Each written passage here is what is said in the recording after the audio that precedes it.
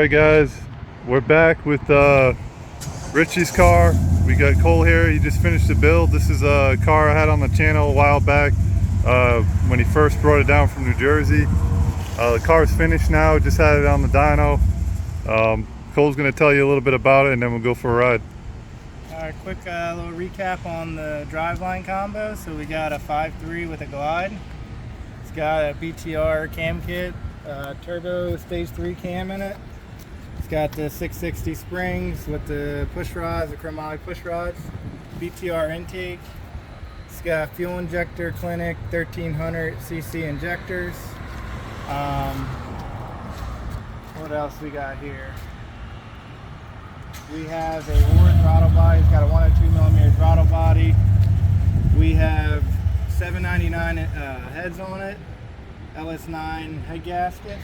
It's a stock bottom end, L33 ungapped rings. It has China head studs on it right now. Seems to be working good, knock on wood.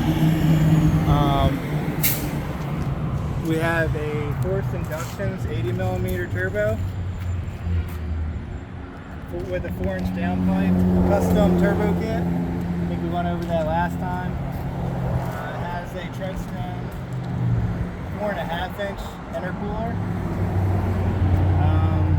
Pretty basic engine combo. Let's see what else we got here. China headers on it, so nothing too fancy. Everything, they've just been V-banded. It's got a PTC converter. It's got a glide in it. PST dry shaft. It's got a built 8.8 in it. It's got the biggest thing really on this thing is the Holley FI controlling everything. So the car is set up for flex fuel. So we did pump gas on it and the E85 tune.